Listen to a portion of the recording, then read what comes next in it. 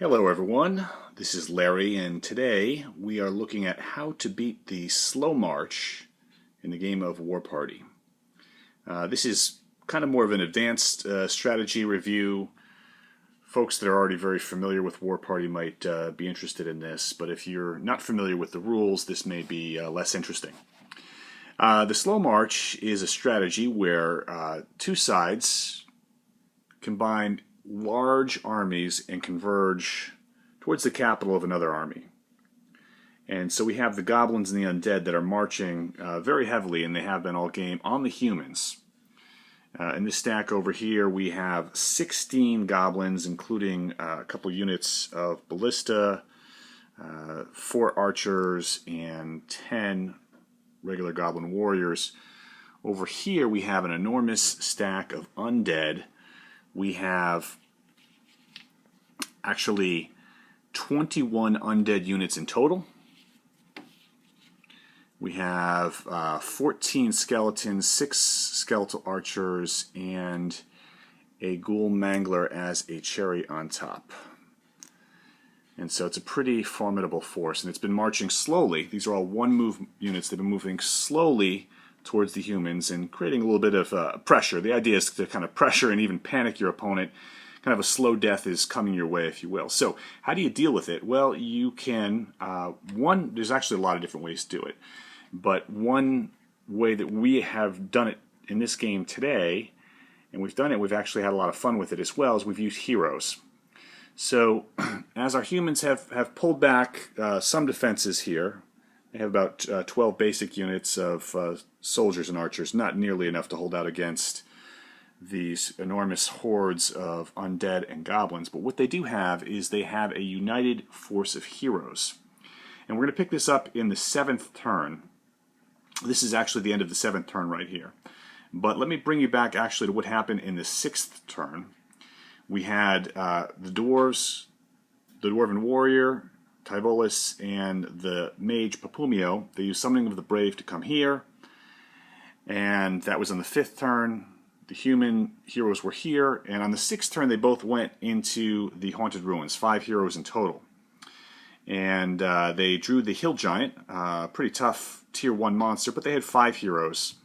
And they had a very good selection of spells. They had 2 heals from Father Salic. They had Flaming Arrow and Guide Fate. Both of their wizards had Flaming Arrow, and one of them had Guide Fate, and the human sorceress Charnella had Speed. They had Eye of the Explorer who was benefiting all their heroes from this dwarven hero over here. So they were able to defeat the Hill Giant pretty easily. For their troubles, they received the Glaive of the Ghoul Lord here as a treasure, which wasn't the best treasure. It was a pretty good treasure, but they certainly could have done even better had they had a Tomb of Power. It would have actually leveled up the Dwarven Mage, Popumio, as he had experience already from the Mage's Library and from doing the Summoning of the Brave ceremony. The Magical Shield would have been better, and a Scroll of Resurrection would have been better, but the Glaive of the Ghoul Lord, not a bad treasure altogether.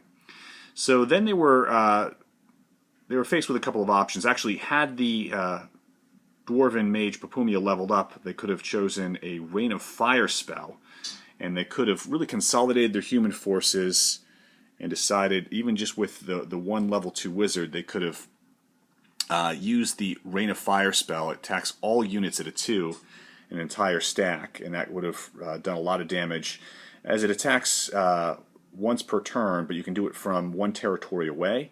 So you could have hit the stack of 21, all units, and then again, when the units engaged on the next turn, they could use the spell again. So that would be a great spell to use when dealing with large stacks of enemy units. But they didn't level up. They had a couple of other options. One, well, what they really wanted to do was go into the Ancient Sanctuary. But what I did is we had the skeleton here that was nicely blocking the Ancient Sanctuary. So they couldn't, even though they have the chariot with them, they have the speed spell, they can move 3 spaces, they couldn't go from the Haunted Ruins to the Ancient Sanctuary because they had a skeleton blocking it. The skeleton knew what they were up to. So they decided to go and try their chances in the Howling Caverns. This is a Tier 2 dungeon. the least difficult of the two Tier 2 dungeons. Things could have gone horribly wrong for them here if they drew two Tier 2 monsters. They probably would have failed. However, they drew one Tier 2 monster and one Tier 1 monster. For their Tier 1 monster, they got the Giant Spider, and they drew the Black Knight for their Tier 2 monster. With 5 monsters in the Tier 2 deck, there are a couple of them that really would have been very hard for this group. The Dragon, and they would have had a chance against the Hydra with their spell sets. The 1 Guide Fate, the 2 Heals. They would have had a chance against the Hydra, but it would have been tough. But the Black Knight, the Griffin, or the Doom Shadow, they would have had a chance with all of these. So what happened, the results of this battle, they killed the Spider right off the bat, right in the first round. The Black Knight, with its 4-2 defense, was a hard fight, and it took them quite a while to defeat it, but they did manage to defeat it.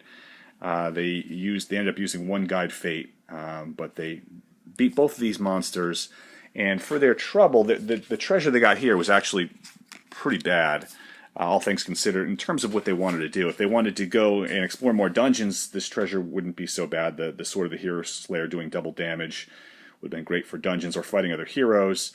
Ring of the Magic Resistance, really not an effective treasure for them because there's no enemy wizards in the board right now or in the game right now. But the result of the dungeon exploration meant that all these heroes are now level 2. So again, they have 5 heroes in here. Oh, they also had in the chariot an archer and a regular soldier as well.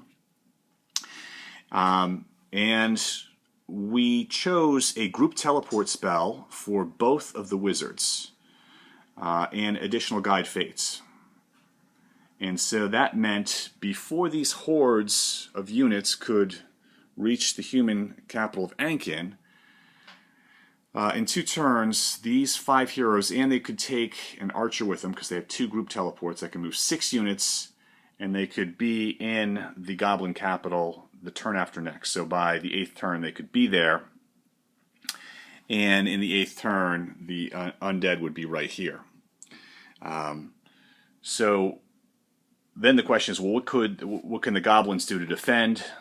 Based on what they're collecting on the collection board over here, goblins weren't doing that bad with collection. They're going to collect about another 104 over the next 2 turns. They're going to take some territory, lose some territory, and this is what they could purchase for 104. 1 ballista. I always try to keep at least 1 siege unit back for defense, just for a situation like this. So we had the siege unit that's going to do double damage against the heroes. We had a couple of archers, a couple of orcs, and we had 4 warriors. And in double inflation, that was going to cost 104. And the heroes, the level 2 heroes, that's 3 hits on the warrior heroes, 3 hits to kill them. With the guide fates, with the heals, they were actually able to beat this entire army. And again, just use 1 guide fate. They didn't even need a heal to do it. So it was the army went down pretty quickly with all the flaming arrows and the damage. The fear spell that Father Stalak took, he feared an orc out right in the first round of combat, and as I predicted they would, they beat that army pretty quickly. So the question you may have also is, well, why is this capital not defended? If you look over here, you'll see the undead capital is defended, and they chose not to defend their satellite tombs. Well, that goes back to what was happening on both sides of the board. Over here, the undead felt a little bit more threatened because you had a chariot with speed, that's closer to the undead capital, moving 3. Whereas the goblins on the other side of the board felt less threatened by the hero force, but they were being threatened by some berserkers, Malin with his fear spell, and these dwarves that are up there now are actually heading towards the goblin satellite cities before the goblins decided to reinforce them. So that made a big difference. And what you can see now is basically the goblins chose to defend their satellite cities rather than defend their capital, not knowing that necessarily we were going to get a double teleport here, a double group teleport here. And had they chose to defend the capital, well, we probably would have elected a different strategy. Rather than going group teleport, we would have chose double rain of fire, continue to reinforce here with a full army of humans, continue to purchase there, and we probably would have met these large stacks one at a time, and used the double rain of fire. Double rain of fire hitting every unit, 21 units in the stack would hit every unit in this stack at a 2, and that at a ranged attack, and then would do it again the following round if there were combat. Not the following round, the following turn if the undead actually attacked the human army, which would have been comprised. They had 12 right here. They would have had 16 or 18 by the time combat was initiated. But with the Rain of Fire spell, they would have thinned this stack out considerably, attacking every unit at a 2. So that is an interesting way in terms of how to deal with the slow march, using heroes, using fast-moving units to get experience, getting some help from your allies. And of course, you're going to want to fight these large stacks of enemy units one at a time. All right, you're not going to take them on. You're not going to wait for them to group together. You're going to fight them on take them on one at a time, and allow your heroes to level up in the process, because this is a big stack of enemies. It's also a big stack of experience. So, should the human army take on this big stack, supposing that the heroes had the Rain of Fire, well, although the human army would have lost some units, these heroes would have been at least level 3 at that point in time, taking out 21 units here. Win or lose, using heroes to defend against the slow march, you're going to have more fun than the person doing the slow march. The slow march is powerful. It can be intimidating. It's not the most exciting strategy to use. There's I think a lot more fun ways to play War Party. But every once in a while, I'll do this, especially if I have a quest card that benefits if I try this slow march strategy. But more often than not, I'll try something a little bit more creative and a little more fun as well. So I hope you enjoyed this video tutorial in terms of how to combat the slow march. It's certainly not the only way, but it is a fun way, and we did it in this game. Again, it won't work every game. Plenty of times the slow march can win and can be effective, but certainly it is beatable. Thank you for watching.